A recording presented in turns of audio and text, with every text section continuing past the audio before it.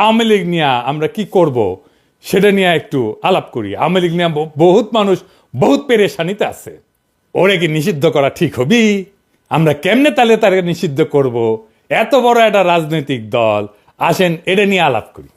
আওয়ামী লীগ কেন নিষিদ্ধ করা দরকার এটা নিয়ে নালা আর আলাপ আছে। আওয়ামী লীগের ব্যাপারে আমাদের অনেকের নালিশ আপনারা শুনিছেন যে জুলাই বিপ্লবীরা লীগরে ব্যান করতে চায় এবং বিএনপির কারণে করতে পারতেছে না। এই সরকারের পজিশন কি এই ব্যাপারে? তারা কখনো বলটা পলিটিক্যাল পার্টিগুলোর দিকে দেয়, কখনো ইলেকশন কমিশনের দিকে দেয়, ইলেকশন কমিশন আবার সরকারের দিকে দেয়। এই বল চালাচালি চলিচ্ছে আর কি। ওইদিকে দু একজন অ্যাডভাইজার আবার কইছে যে আওয়ামী লীগ একটা বিশাল ঐতিহ্যবাহী দল, এইটার তো অনেক কর্মী আছে। বিএনপিও আবার কয় এটার তো অনেক কর্মী, এদের কেমনে আমরা নিষিদ্ধ করব, আদর্শকে কেমনে নিষিদ্ধ করা যায়। আবার কেউ এসে কয় আওয়ামী লীগ এটা গোপন সংগঠন হয়ে যাবে। আবার আওয়ামী লীগের লেসপেন্সার ওই যে দিল্লি স্টার আর মতি আলো এদের সাথে সরকারের এক অংশের আবার লতকালতকি হয়। আওয়ামী লীগের প্রভু ভারতের সাথে আবার সরকার বিএনপির উথলা ওটা প্রেম আছে, দেখিচ্ছেন না রিপাবলিক ডেতে যে একেবারে ধস্তাধস্তি ঢলাঢলি দেখে বাঁচি না। আওয়ামী লীগ জামাতের নিষিদ্ধ করবো, জামাতের নিষিদ্ধ করবো কইতো না, এটা নিয়ে আলাপ দিত। জামাতের ব্যাপারে তার কমপ্লেনটা কি সেটা কইছে, কয় নাই। আজকেও এইভাবে হাসিনা যেভাবে জামাত নিয়ে আলাপ করতো সেইভাবে আওয়ামী লীগ নিয়ে আমরা আলাপ করতেছি, কোনো ডকুমেন্টেশন নাই। পলিটিক্যাল পার্টি হিসেবে ইনভেস্টিগেশন আমল নামা বানানো এবং সেই মোতাবেক বিচার করার দিকে হাসিনা যেমন জামাতের নিয়ে করে নাই, এখন হাসিনার ব্যাপারেও কেউ করছে না, না সরকার, না বিপ্লবীরা, না রাজনৈতিক দলেরা। অনেকে কয় হাওয়ার উপরে আওয়ামী লীগরে ব্যান করা হবে। এটা সত্য যে হাওয়ার উপরে একটা দলরে ব্যান করা যায় না। তো হাওয়ার উপরে ব্যান করা আর ওয়ারেন্ট ছাড়া গ্রেপ্তার করা আর আদালতে না পাঠায় হাজারাতে আটকায় রাখা একই জিনিস। লিগ্যাল প্রসেসে আওয়ামী লীগকে নিষিদ্ধ করা যায়, কিন্তু সেই লিগ্যাল প্রসেসে নিষিদ্ধ করার পথে কেউ হাঁটিচ্ছে না। তো তাই বলে কি আমরা আওয়ামী লীগকে নিষিদ্ধ করব না? অবশ্যই করব। তবে আমাদের দরকার একটা clear cut documentation. Awami League একটা ফ্যাসিস্ট দল, তারা ফ্যাসিজম কায়েম কইরা দেশের জনতাকে বন্দি করছে, লুটপাট করছে। এইটা স্ট্যাবলিশ করার মতো ডকুমেন্টেশন সরকার বা বিপ্লবীরা এমনকি রাজনৈতিক দলরা দিতে পারছে এখনো পারে নাই। এই ব্যাপারে মন দিতে হবে আমাদের। বিচার বা ব্যান তো পরের মামলা, আপনাদের হাতে তো রাষ্ট্র, এই কাজ তো আপনাদের করতে হবে। মুসলিম ফ্যাসিবাদও হাসিনার শাসনের চাইতে ভালো ছিল। সেই আলাপটাই করি, আসেন। এই ডকুমেন্টেশনে মোট 8টা পয়েন্ট থাকতে পারে, এলা প্রমাণ করা যাবে, ডকুমেন্ট রেডি করা যাবে, খুব বেশি কষ্ট করতে হবে না।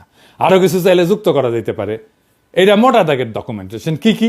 1 নম্বর হচ্ছে জয় বাংলা একটা বর্ণবাদী রেসিস্ট একটা স্লোগান। এটা বাঙালি সুপ্রিমেস্ট স্লোগান, এটা সাম্রাজ্যবাদী স্লোগান, এটা বাংলাদেশের সকল জাতি আর ভাষার উপরে হামলার স্লোগান। এটা বাংলাদেশ রাষ্ট্রের সীমানার মধ্যে থাকা যতগুলো ভাষা আছে, যতগুলো জাতি আছে, সবার উপরে বাঙালির দখলদারিত্ব নিশ্চিত করার স্লোগান। সে দখল করে নিতে চায়, সে জয় করতে চায়, এমনকি জাতিসংঘের ইন্টারন্যাশনাল চুক্তিরও এটা ভায়োলেশন। এইটাকে ভায়োলেট করে ভারতীয় বাংলার সাথে মিলতে চায়, সোনার বাংলার জিকির কইরা বাংলাদেশকে একটা বর্ণবাদী রাষ্ট্র হিসেবে দেখাইতে থাকে। এইভাবেই কট্টর জাতীয়তাবাদী জিকিরের ভিতর দিয়া আওয়ামী লীগ ফ্যাসিজমের 1 নাম্বার শর্ত পূরণ করে। 2 নাম্বার, আওয়ামী লীগ একটা গণতন্ত্র বিরোধী শক্তি।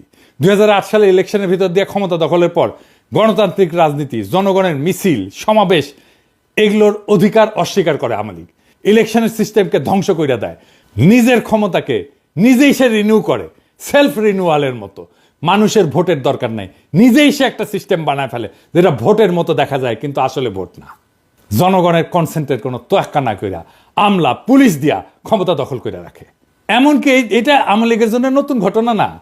1973 সালের ইলেকশনেও ভোট ডাকাতি করছে, অপোজিশনের ক্যান্ডিডেটকে কিডন্যাপ করছে, এই ইতিহাস আওয়ামী লীগের আছে।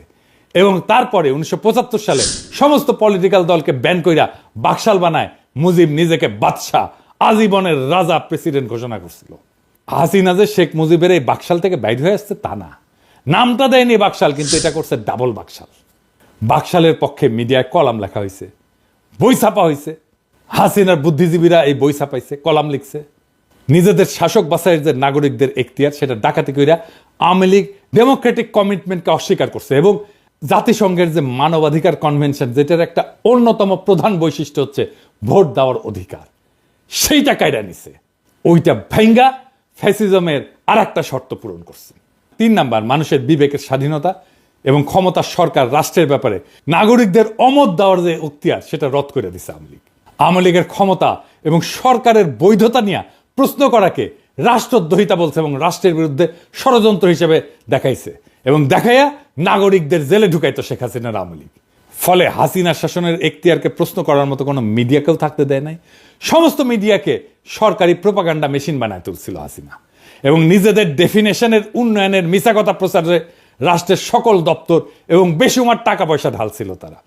এমনকি প্রাইভেট প্রতিষ্ঠান যেমন মোবাইল কোম্পানিগুলোকে বাধ্য করছিল তাদের প্রোপাগান্ডা প্রচারে। 4 নাম্বার, হিটলারের একটা বাহিনী ছিল, গেস্টাপো বাহিনী। ওই রকম বাহিনীর মতো এজেন্সি বানায় হাসিনা জনগণকে বন্দি করছে, যখন খুশি যে কাউকে তুলে নিছে, টর্চার করছে। তার তো জেল ছিলই, যাদেরকে সে জেলে নিতে পারবে না তাদেরকে আনরেজিস্টার্ড জেলে ঢুকায় রাখছে দিনের পর দিন।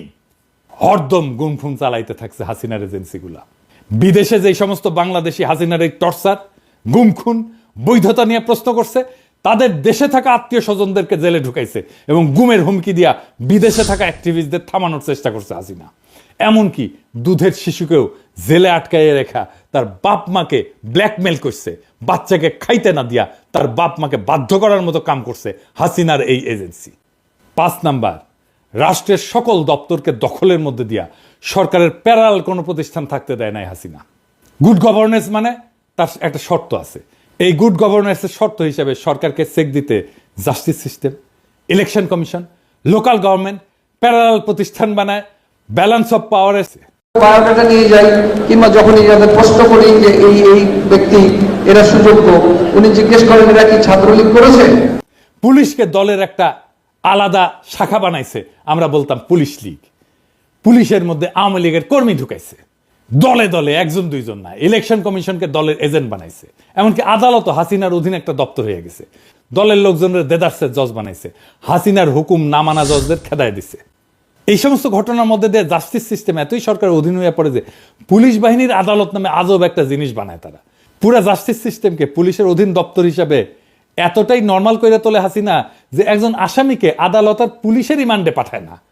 আপনারা দেখছেন না, পত্রিকায় লিখতেছে পুলিশ রিমান্ডে নিছে, এইভাবে নিউজ লেখা শুরু করে। রিমান্ডে তো পুলিশ নিতে পারে না, রিমান্ডে আদালত পাঠায় পুলিশের কাছে, কিন্তু মিডিয়া লেখে পুলিশ রিমান্ডে নিছে, মানে রিমান্ডে নেওয়ার অধিকার দায়িত্ব এটা নাকি পুলিশের। কি চমৎকার জাস্টিস সিস্টেম। 6 নাম্বার, ফ্যাসিজমের জমিনে আদি ইতিহাসের দিকে তাকাই তাহলে দেখবো যে ফ্যাসিবাদের মূল যে তাত্ত্বিক মুসোলিনি ইটালি, তার সাথে হাসিনার আওয়ামী লীগের আরেকটা মিল আছে। মুসোলিনি ক্ষমতা ধরে রাখতে পারতেছিল না এবং সেই জন্য হিটলারের কোলে উঠা নাজি প্রোটেকশনের ক্লায়েন্ট হয়েছিল। একই ফর্মুলায় হাসিনাও ক্ষমতা ধরে রাখতে পারতেছিল না, সে ইন্ডিয়ার কোলে উঠা ইন্ডিয়ার প্রোটেকশনে দখলে রাখছিল বাংলাদেশ। 7 নাম্বার, ফ্যাসিজমকে যদি সাকসেসফুল করতে হয় তাহলে পাবলিক এডুকেশন সিস্টেমে পুরোটা দখল করিয়া মগজ ধোলাই করিয়া দরকারি নাগরিক মন বানাইতে হয়। এই ব্যাপারে হাসিনার তো চেষ্টা তোর অন্ত ছিল না। পাঠ্য বই সিলেবাস নিয়ে সে কি করছে সেটা তো দেখছেন। নাগরিকদের মগজ ধোলাই করতে, নয়া জেনারেশনের মন বানাইতে ফ্যাসিজমের দরকার হয় আইকন, রেটরিক, ন্যারেটিভ। হাসিনার ফ্যাসিজমের আইকন হিসেবে তাই সে এবং তার বুদ্ধিজীবীরা তার বাপের ছবি মূর্তিতে সয়লাভ করে ফেলে সারা দেশ। মূর্তিতে চুমা দেওয়া, সালাম করা, প্রণাম করা, এটা শুরু হয়ে যায়। হাজার হাজার কোটি টাকা জনগণের টাকা আর জায়গা খরচ করে হাসিনা শেখ মুজিবের মূর্তি আর ছবি বসাইতে থাকে। আর রেটরিক ন্যারেটিভ হিসেবে মুক্তিযুদ্ধের চেতনা, সোনার বাংলা, রাজাকার, আলবদর, পাকিস্তানি অত্যাচার, এই সমস্ত বয়ান তৈরি করে। শেখ মুজিবের বক্তৃতা, উন্নয়নের গান বাজাইতে থাকে হরদম। হাসিনার প্রোপাগান্ডা মিডিয়া এমনই নির্লজ্জ যে পদ্মা ব্রিজের মতো একটা ব্রিজ, একটা স্ট্রাকচার, পদ্মা ব্রিজ বানানো নাকি মুক্তিযুদ্ধের সমান একটা ঘটনা, চিন্তা করেন। আর এই পুরা প্যাকেজ ঢুকানো হয় টেক্সট বুকে। বাচ্চাদের স্কুল জিন্দেগি পুরাটাই কাটাইতে বাধ্য করা হয় এই আইকনোগ্রাফি আর বয়ানের ভিতরে। এইগুলো যাতে পুরাপুরি মেমোরিতে ঢুকানো যায়, বাধ্য হয় সবাই মেমোরিতে ঢুকাইতে, সেই দরকারে সমস্ত স্কুল, কলেজ, পরীক্ষা, এগুলো থেকে চাকরির পরীক্ষা তো প্রশ্ন করা হয় এখান থেকে। এমনকি অঙ্কের মতো একটা হার্ডকোর সায়েন্সের ভিতরে শেখ মুজিবকে নিয়ে অঙ্ক করায় হাসিনা। 8 নাম্বার, ফ্যাসিবাদের আর একটা মস্ত নিশানা হইল নিজের পপুলারিটি দেখানো। এটা অবশ্য সেটা দেখানোই, পপুলারিটি থাকার মামলা না। এইটা করার জন্য তারা প্রায় ইলেকশনের বাহানা করে, ইলেকশনের মতো একটা সিস্টেম করে, ঠিকঠাক ইলেকশন দিতে পারে না, কারণ ফ্যাসিজমে তো হারার কোনো আইডিয়া নাই, ইলেকশনে হাইরা ক্ষমতা ছাড়ার ব্যাপারই নাই, ফ্যাসিজমে থাকা সম্ভবই না। আমরা খেয়াল করলে দেখবো শেখ মুজিবুর রহমানের 1973 ইলেকশন, হাসিনার 2014 ইলেকশন, 18 ইলেকশন, 24 ইলেকশন, সমস্ত ইলেকশন স্রেফ বাহানা। এটাকে বলা যায় সেলফ রিনিউয়াল। আমি কইছিলাম হাত মারা নির্বাচন, নাগরিকদের ক্যান্ডিডেট হওয়া বা ভোট দেওয়ার ঘটনা ছিল না মোটেই। আর এই কামে তারা রাষ্ট্রের সকল দপ্তর দখল কইরা পুলিশ, আমলা, প্রশাসন সবকিছু দিয়া এই বাহানা বাস্তবায়ন করছে। ফ্যাসিবাদের যে ক্লাসিক এক্সাম্পল, সেই ক্লাসিক এক্সাম্পলের এই অভিজ্ঞতাগুলো হাসিনা আমাদেরকে দিচ্ছে। কিন্তু বাংলাদেশের এই লোকাল ফ্যাসিজমের বাকশালের আরো কিছু নিশানা আছে যেগুলা ক্লাসিক ফ্যাসিজমের বাড়তি, মানে মুফতে পাইছি, বেশি পাইছি আমরা। হাসিনা তো ফ্যাসিজম দিছে, ফ্যাসিজমের বাইরেও আরো কিছু দিছে। কি সেটা? সেই কারণে হাসিনার ফ্যাসিজমটা আদতে হিটলারের ফ্যাসিজমের চাইতেও খারাপ এবং লুটপাট করছে। তার মানে এখানে হাসিনা লোকাল মাফিয়া গডমাতার।